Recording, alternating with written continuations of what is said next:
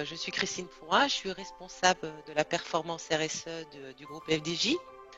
En fait, je pilote la démarche RSE, notamment en prenant en compte la protection de l'environnement et ce depuis 2007. La stratégie RSE de FDJ est composée de 6 enjeux majeurs.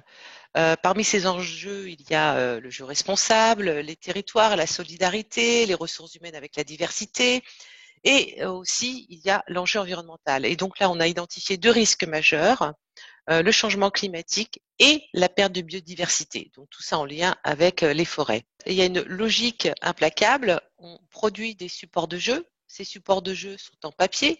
Le papier vient du bois et le bois vient de la forêt.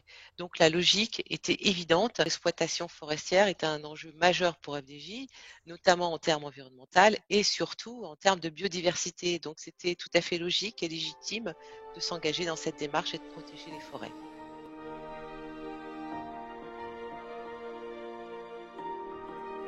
Si on refait l'histoire, c'est que quand on a fait notre premier bilan carbone en 2007, on s'est rendu compte que l'impact des supports de jeu sur nos gaz à effet de serre était majeur.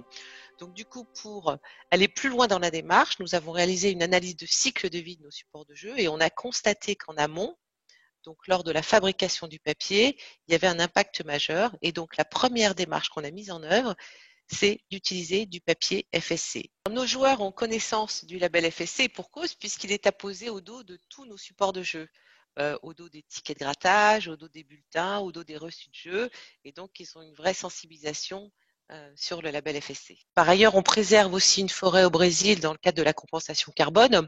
Pour info, on est neutre en carbone depuis 2019 pour compenser les émissions CO2 qu'on ne peut pas réduire. Nous sommes engagés aussi dans Science Based Target Initiative, donc avec un objectif de moins 20% à horizon 2025 de nos émissions de CO2.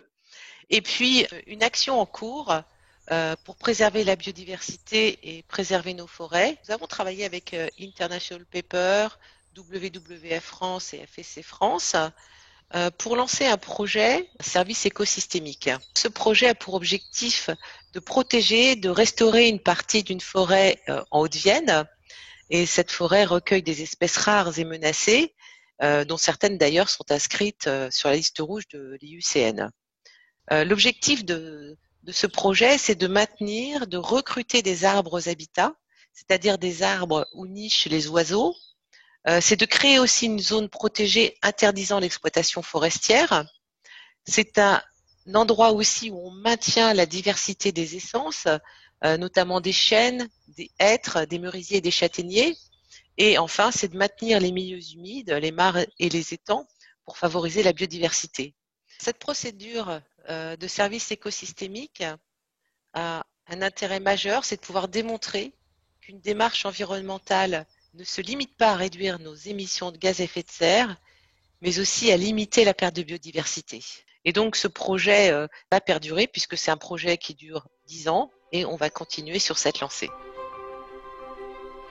On travaille sur un nouveau projet sur 2020 qui sera finalisé d'ici fin 2020 sur un parc national régional.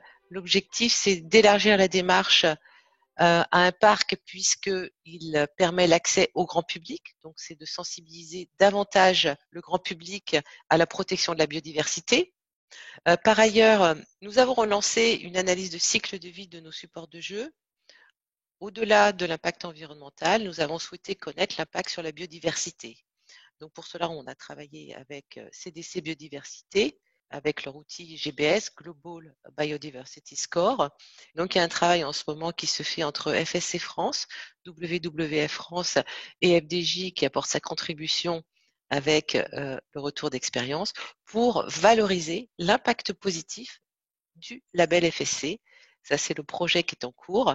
Et donc, on va continuer à faire évoluer cette démarche pour l'intégrer dans l'outil GBS.